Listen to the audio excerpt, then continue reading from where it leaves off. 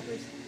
I'm sitting outside, so you might hear cars driving up and down the street and stuff, but I've got it pointed to the sky because I'm hoping maybe we've got all these fireflies and stuff out here, but there's a couple of bats that fly through that are pretty cool, so maybe I'll catch a couple of them before it gets too dark. So hey, I hope everybody's doing all right. Everybody's high vibing and all that. Guys, please like, subscribe, and share the videos so that we can push the videos out into the algorithm for anybody else that might want to, hear the message or benefit, from the information that I'm giving them. So I'm going to try to keep this shorter. I'm going to have to do it in a couple different parts so that I don't lose interest. And, I noticed that, I don't even like watching 30 minutes worth of videos on YouTube at a time. So I'll try to keep it down between 10 and 15 minutes. But so this next video, I just did ones on spiritual terminology, so I hope you guys picked up on those and got anything out of those. And please feel free to leave any questions or anything in the comments if you don't understand, what how I'm explaining things, and I'll try to walk you through it. So, anyways, this is going to be, I spent the past couple of days just writing down information and stuff. So what I want to do right now is spiritual anatomy. Okay, the actual spiritual body parts that you have, okay? Because it all ties in, the energies in your body or whatever, it's all connected, like through your physical body, through your metaphysical consciousness, and it's all connected. All the energy is all connected. What you got to remember about energy is that it cannot be created and it cannot be destroyed. It can only transform. It can only be transformed into something else. All right, so all the electrical things you have in your body through the nervous system and all that energy, that electricity, it doesn't die, it doesn't go away. It goes back into the energetic circuit of the universe. All right, and so there's specific parts of the body that directly affect these in various ways. So I'm going to kind of go over some of those. So the first one that I started with was the pineal gland. Okay, now the pineal gland is located right between your eyebrows in the middle of your brain. All right, and it is an endocrine gland, and it's responsible for making melatonin, so that it helps you sleep. It also it produces the melatonin. It regulates the circadian rhythm, which is the natural state of the sleep cycle. It also regulates and triggers certain hormones for puberty. All right, that's what the physical part of it does. Now, the other thing about the pineal gland is they don't know a whole lot about it, and usually it gets really calcified so that it doesn't function properly. That's why later in life, people tend to have issues like sleeping because they're not producing enough melatonin, because the pineal gland becomes calcified over time. And the way that happens is through the things that we ingest in our body. Certain things like fluoride is one of the things that is responsible for the calcification in the pineal gland. The fluoride toothpaste, and then they put it in our water. That's a big one for that. And then what was the other one? I wrote it down. It was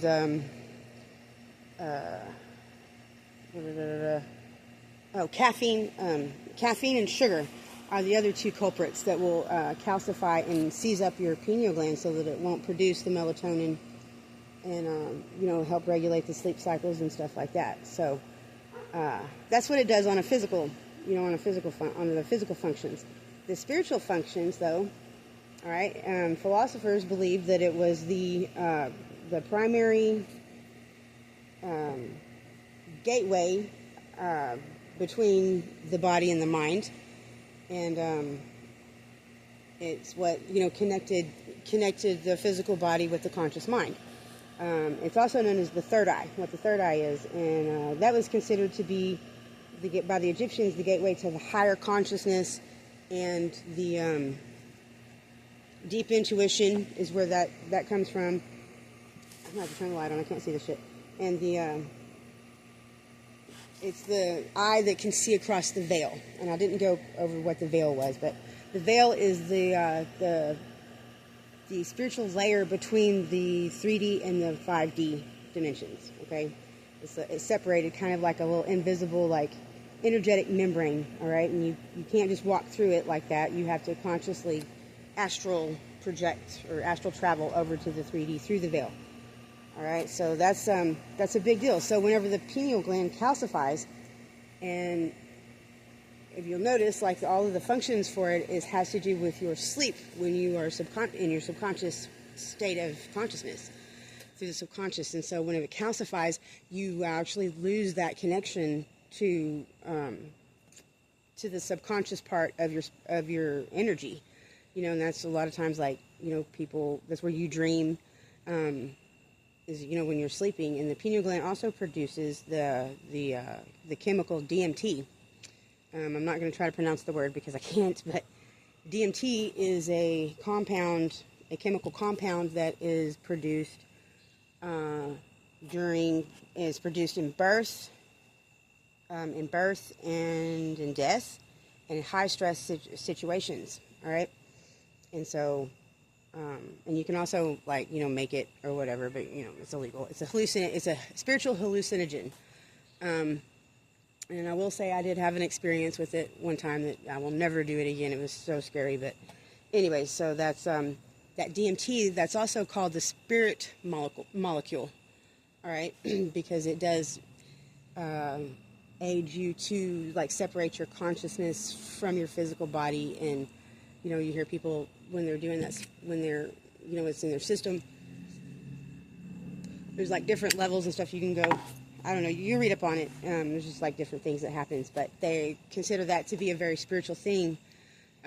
Slipping into that subconscious state of mind while you're still conscious. It's kind of a crazy thing. So, hang on just a second. I'm going to turn the light on because I can't see the papers. I'm outside.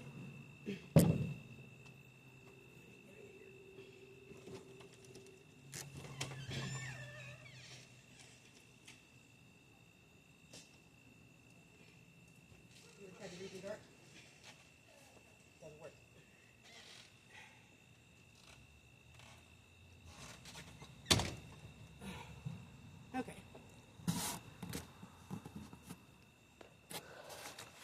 Switch sides here. Okay.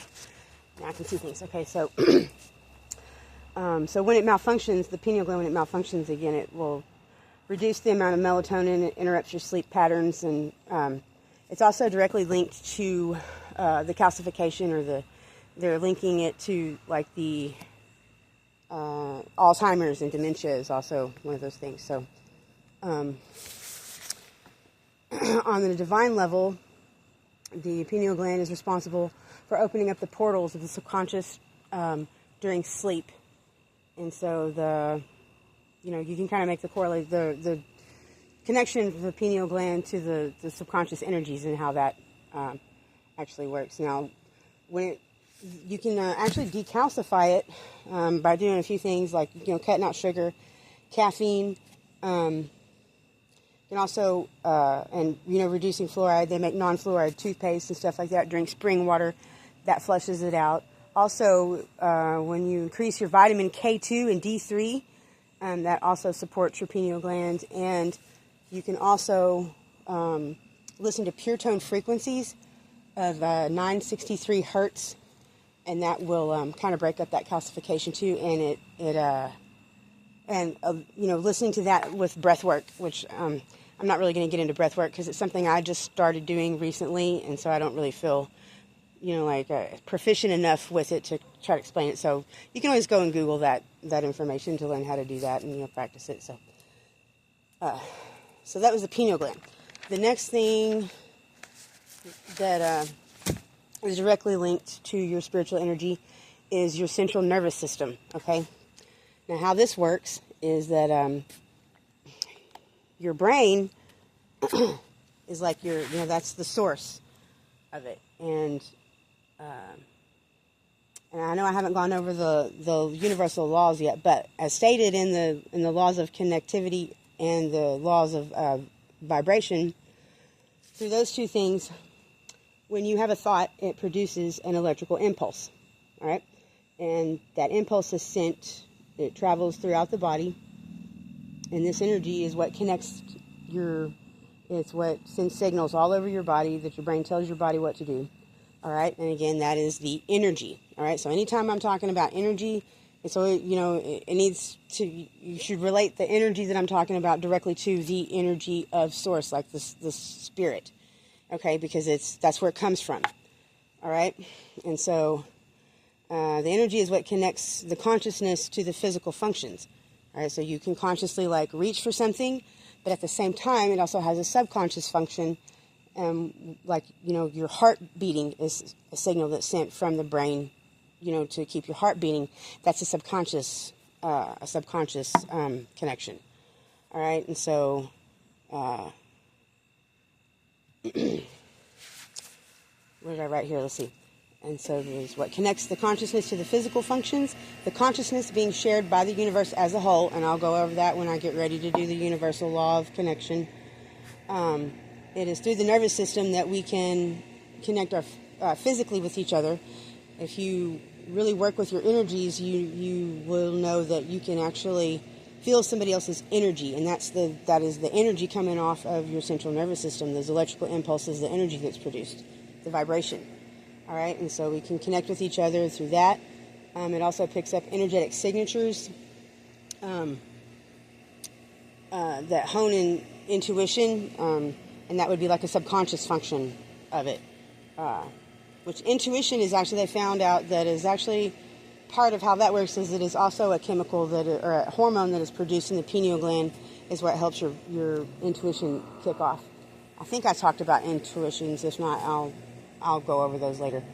But anyway, so it aids in honing the intuition, and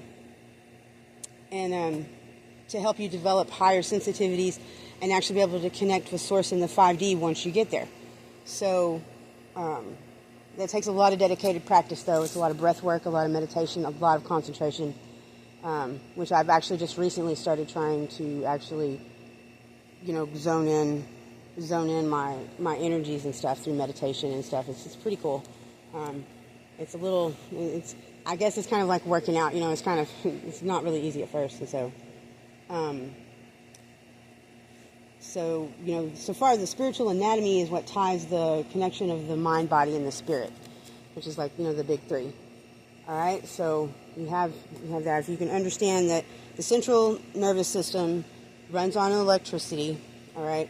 I think I wrote at one point, I think I go over it again, where I talk about how the actual central nervous system works. And that the impulses, they travel through the little neurotransmitters that are your nerve cells, and they travel on little chemical highways and they jump gaps that are called synapses, okay, through these neurotransmitters. All right, and so these are all the same terms that they use when we're talking about electronics. So you can if you understand how electronics works, then you can understand how the central nervous system works, all right? Okay, so then after that, we have the chakras. There's the chakras. Now, the chakra is the primary energy hub or center that there's 7 main hubs that occur from the base of the spine all the way up to the crown of the head, all right? And these regulate physical health, emotional stability, and spiritual awareness, okay? These are like little, I guess you would call it what are those, like substations? Like the substations that all the electricity comes into and then it sends it out in the wires and stuff. That's kind of how the chakras work, all right? And so when these chakras are opened and balanced and in alignment,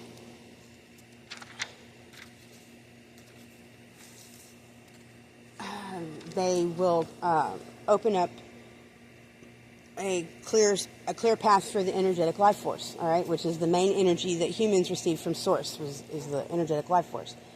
And it allows it to flow freely and regulates all 7 areas where these hubs are. When they're blocked, though, or they're out of alignment, this causes distress in these respective areas. So, and there's actually 114 chakras, like little sub-chakras all over, and they're connected through 72,000 energetic pathways, all right?